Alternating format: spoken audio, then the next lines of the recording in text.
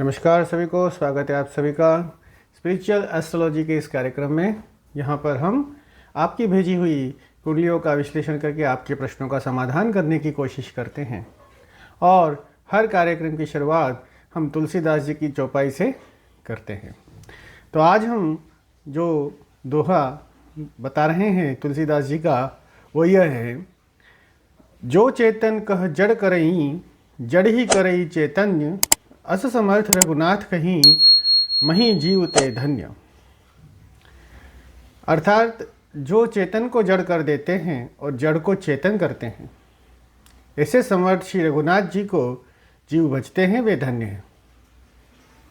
रामायण में अहल्या देवी जो थीं, जिनको श्रापवश शिला बनना पड़ा, उनको अपने चरण स्पर्श करा के चैतन्य कर दिया।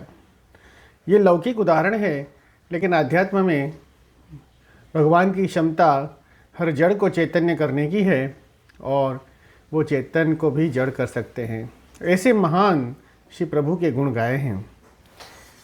और इससे आगे एक स्टेप जो हमारे काम का है कि सुमिर पवन सुत पावन नामू, अपने बसी कर राखे रामू।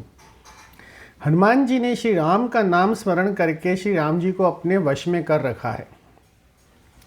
जो पवित्र नाम जो हमेशा हनुमान जी सुमिरन करते हैं और उसी के बदौलत अपने बस में वो भगवान को करके रखते हैं। तो इसी के साथ आज का हम कुंडली का कार्यक्रम शुरू करेंगे। प्रथम कुंडली आई है मुकेश महेश्वरी जी की इंदौर से, और उनकी जो प्रश्न यही है कि जनरल कैसी कुंडली है उनको देखना है। हम आपसे अनुरोध करते हैं कि आप अपना प्रश्न अवश्य लिखें। तो ये जो जनरल कुंडली है उसके अंदर जो शुभ है वो तो उसके बदौलत आप इतना आगे बढ़ ही चुके हैं, लेकिन जो नेगेटिव पॉइंट है वह राहु अष्टम में सूर्य के सामने है और मंगल व्यय स्थान में है। तो लग्नेश मंगल व्यय स्थान में और अष्टम स्थान में राहु सूर्य के सामने। सूर्य जो है कर्म के मालिक हैं और कर्म स्थान में चंद्र बैठे हैं भाग्येश होके। तो चंद्र की दशा आपको 2029 तक शुभ रहने वाली है। उसके बाद में मंगल की दशा जब आएगी तो आपको सावधानी पूर्वक मंगल के उपाय करने होंगे। तो 2029 तक आप का भाग्य आपके साथ में है। अभी आपको अगर सूर्य उपासना में लगे और बाद में मंगल का उपाय करें तो बेहतर होगा। वैसे कुंडली अच्छी है। आपके लग्न पर बुध हैं और गुरु शनि की दृष्टि होने से, गुरु की दृष्टि होने से आपको कभी कभी ज़्यादा सोच विचार, ओवर थिंकिंग का प्रॉब्लम हो सकता है। और शनि की दृष्टि बुध पर, गुरु की दृष्टि बुध पर होने से थोड़ा डायलेमा, कभी कभी कॉन्फ्लिक्ट्स वगैरह आपको हो तो उसमें से आप स्वयं बाहर निकल जाते हैं। अगली कुंडली सुखविंदर सिंह जी की है, पंजाब से है, और उनका प्रश्न है कि 2026 के लिए उनके क्या रेमेडीज़ रहेंगे। तो 2026 ही नहीं, हम पूरी कुंडली से आपका जीवन पर्यंत जो नेगेटिव पॉइंट है उसके लिए रेमेडीज़ हम बता सकते हैं। तो यहाँ पर जो लग्नेश है शुक्र, वो स्वयं अपने घर में बैठे हैं, तो आपका यहाँ पर एक प्लस पॉइंट हो गया।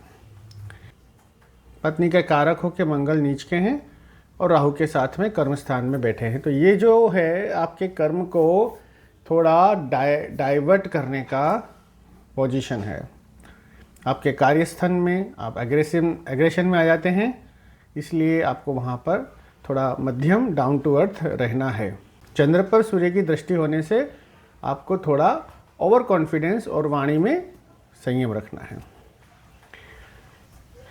आपके 3 ग्रह जो है गुरु, बुध और शनि 12वें स्थान में, खर्च स्थान में, व्यय स्थान में है। बुध स्वग्रही वहाँ पर उच्च के हैं और गुरु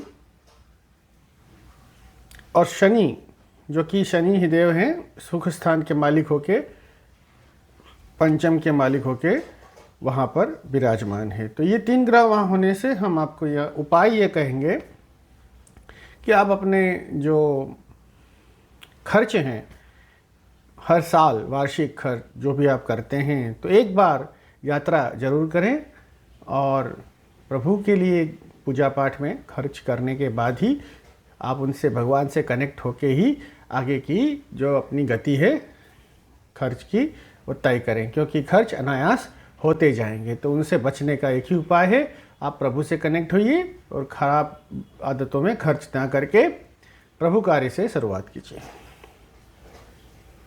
सुखविंदर सिंह जी की आपको शनि की दशा चल रही है जो कि 2032 तक है, और ये शनि खर्च करवाएगा, कष्ट देगा।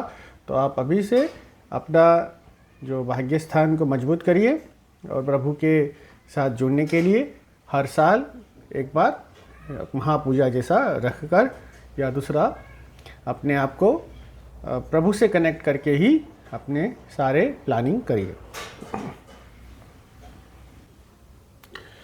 अगली कुंडली है भूमिका जी की, और भूमिका जी ने पूछा है कि अपना उनका जो घर है, दूसरा घर, नया घर कब होगा।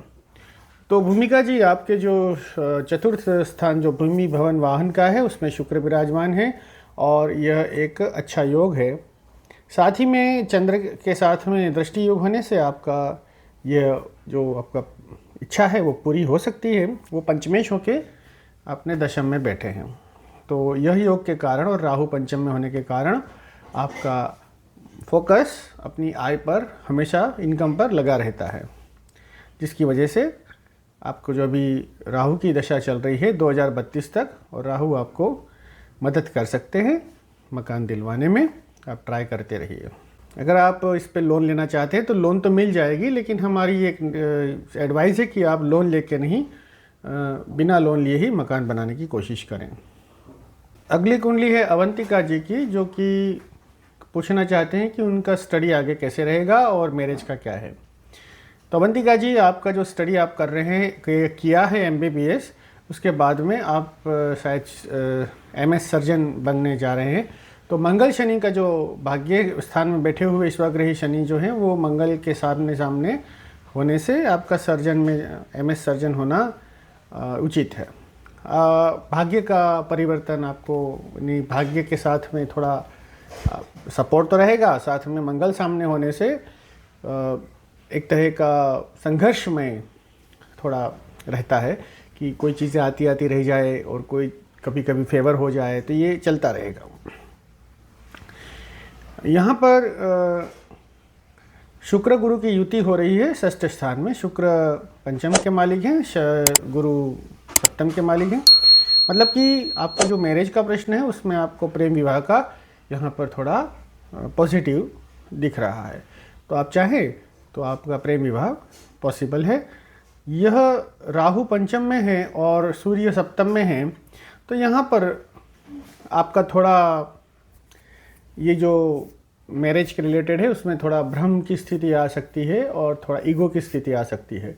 अगर आप ईगो और भ्रम को दूर करके थोड़ा डाउन टू अर्थ रह के थोड़ा अपनी पोजीशन को समझें और सामने वाले की पोजीशन को समझें, तो इसको आप अच्छे से अंजाम दे सकती हैं।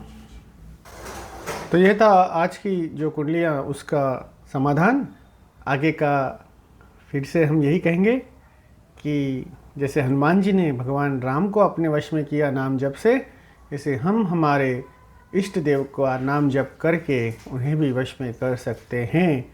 तो नाम जप कितना करना है, शुरू करेंगे दिन का 24 मिनट से 1 घंटे का 1 मिनट, और फिर तो कोई लिमिट ही नहीं है।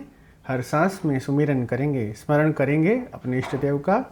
जय माता जी।